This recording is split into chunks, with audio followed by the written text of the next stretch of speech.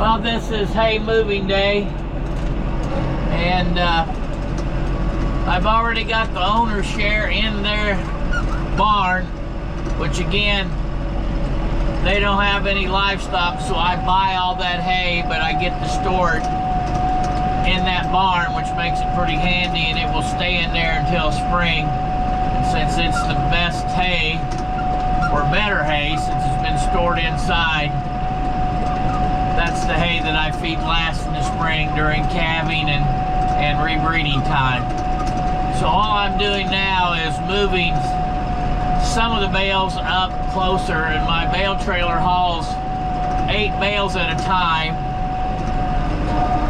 So there were 16 in this group, and hopefully my son is bringing my bale trailer up here, and all of them but 8 bales will be in one spot.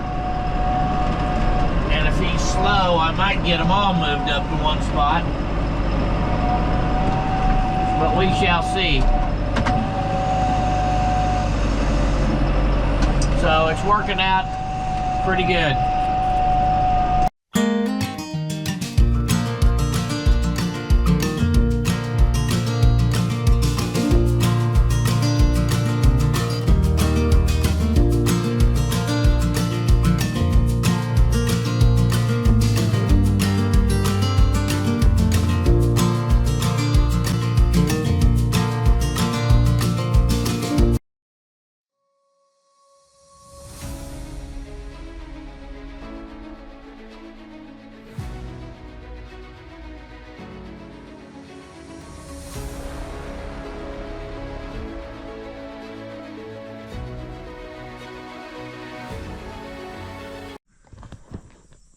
Well, here is all the hay that's stored in the barn. The single row bales are second cutting. The ones that are stacked too high, that is the first cutting.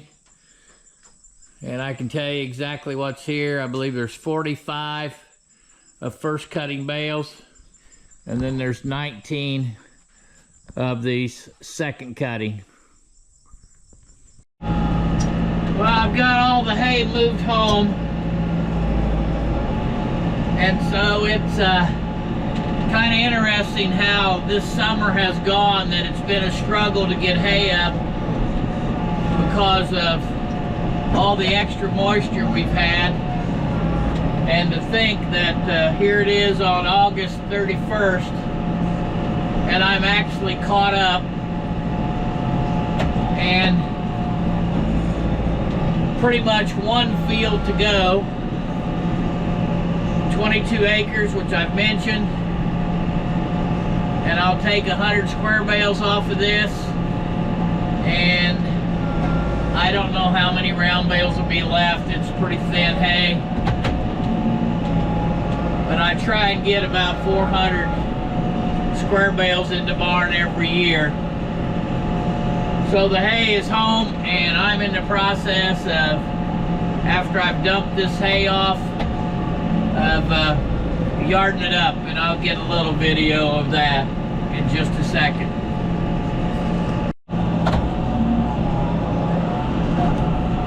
As I mentioned, the hay is dumped at home, and I haul 8 bales at a time. The last load only had 4 bales. So I had to make an extra trip for those 4 bales. If it would have just been 2, I could have hauled them home on the tractor, but there happened to be 4.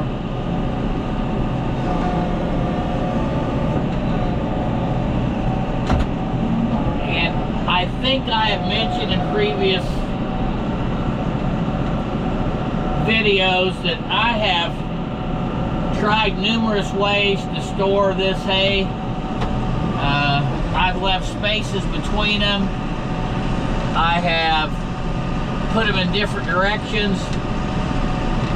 And I know some people will disagree with me, but this is the best way that I've been able to store my hay, is in rows like this and button them up end to end. And I guess it just depends on where you're at. on what you believe is the best way, but I have experimented and tried various ways, and this one is the best for me.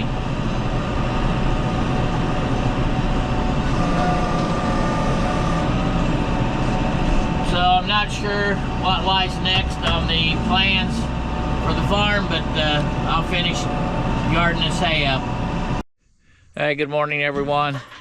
It is a Thursday morning, and yesterday I worked 18 head, castrated 8 bulls, vaccinated everything and poured everything, and today I am vaccinating my 8 heifers that's been weaned a long time. And so far this morning it's gone pretty smooth, and I'll try and get a little bit of that on video.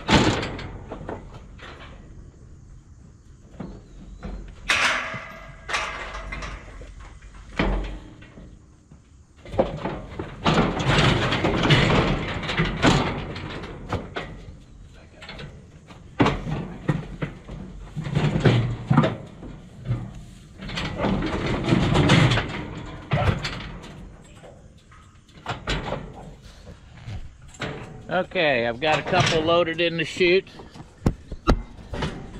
and give them those vaccines, and that's going to be B2A, so I'm going to go in the neck.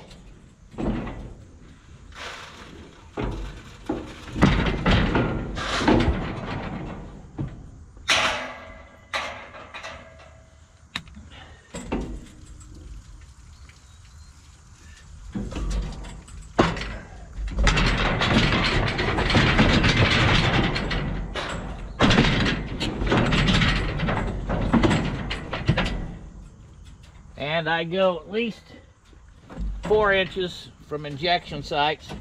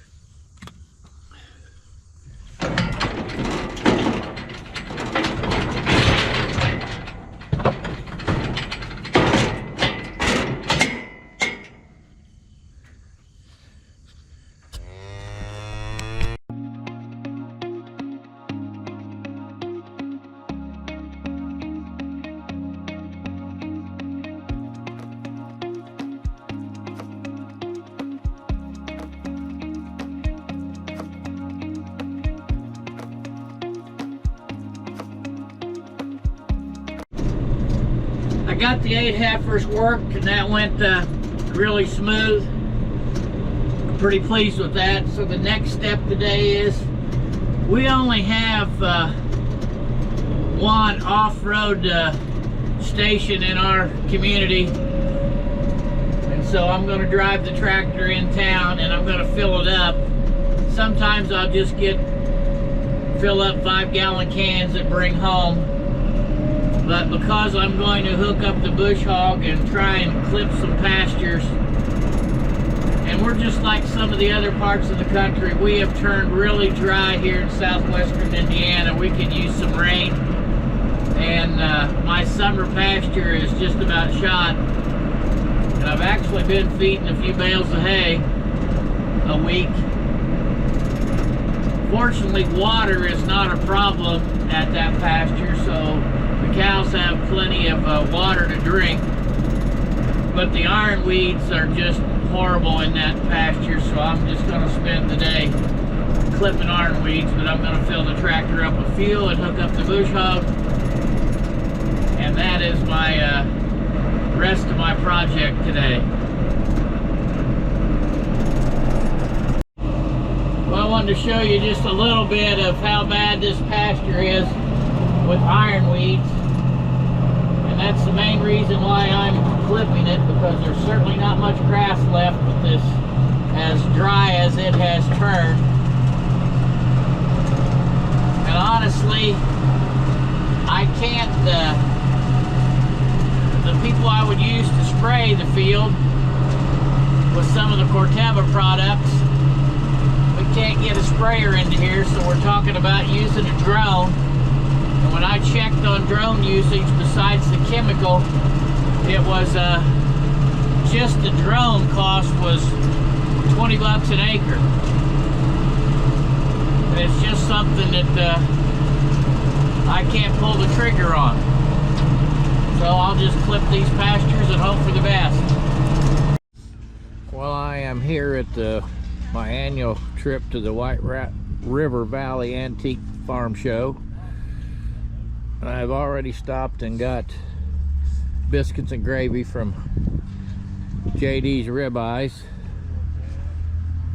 So this is the for sale lot of all the used stuff that people were trying to get rid of with prices on it, etc. And I'll hopefully get some more filming of some other of the equipment being run.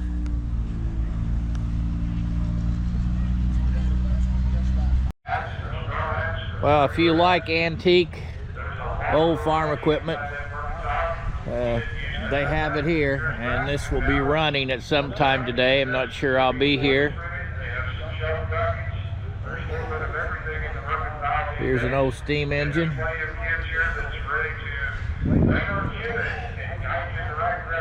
It's pretty amazing that somebody invented all this stuff back in the day.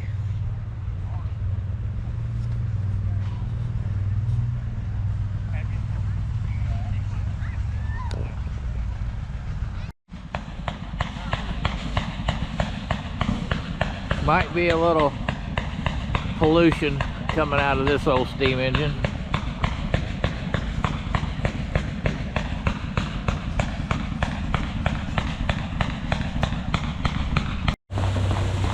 Well, obviously this is a grist mill. Looks like they've done a little work on this. It's all painted up pretty nice. I'll take you inside here in just a second.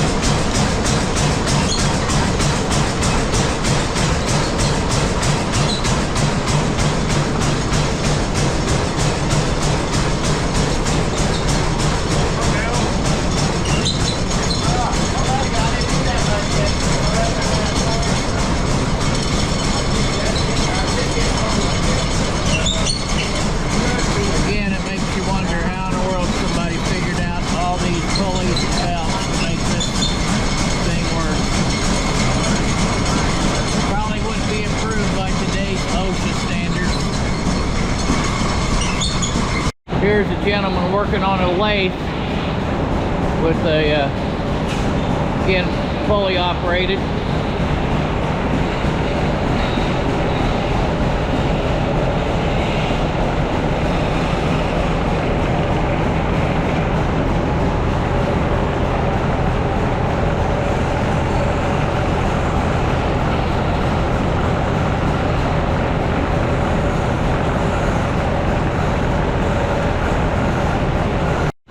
Well, these are what's called hit and miss engines. I have no idea exactly how they run, but they're pretty cool old machines.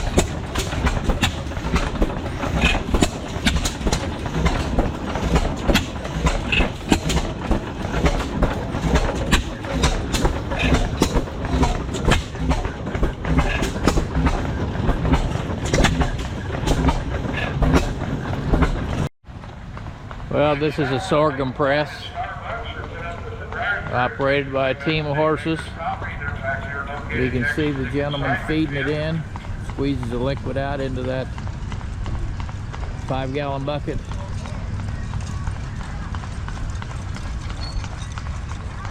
And then they'll take that sorghum over to another place and it'll be processed.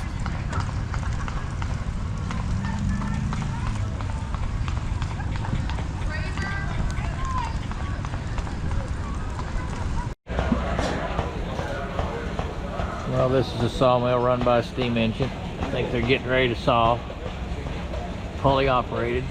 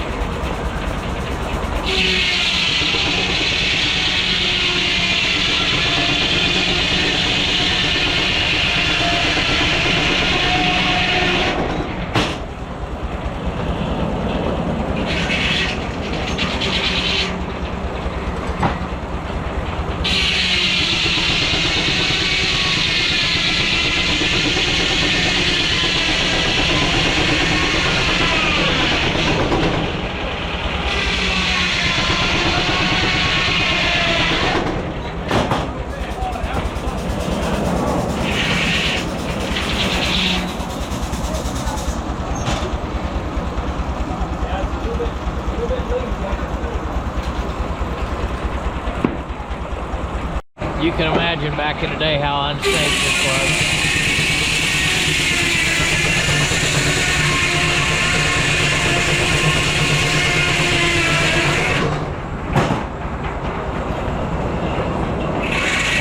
No guards of any kind.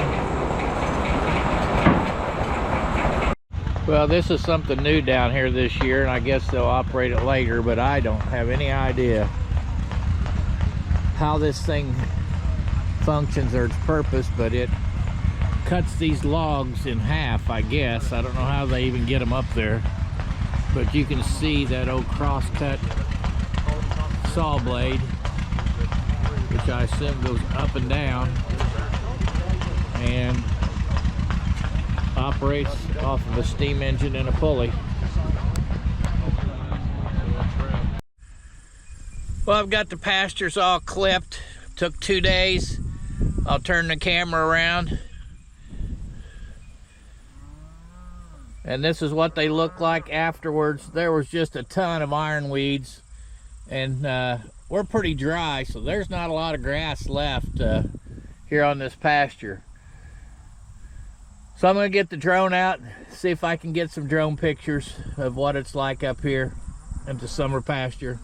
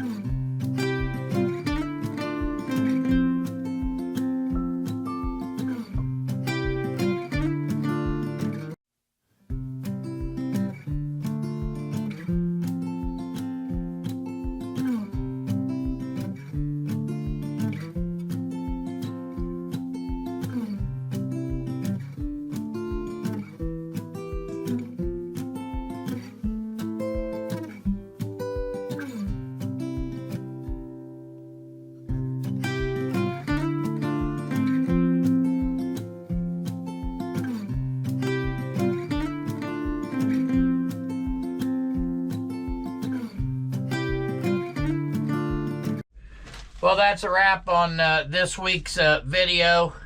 And the drone videos were with a new drone that I bought, maybe 6-8 weeks ago. I just hadn't had the guts enough to go through the learning curve to use it. But anyway, I hope you enjoyed the drone video, and have a great weekend. Hit the like button, subscribe, share with your friends, and encourage them to subscribe as well. Thanks for watching, everyone.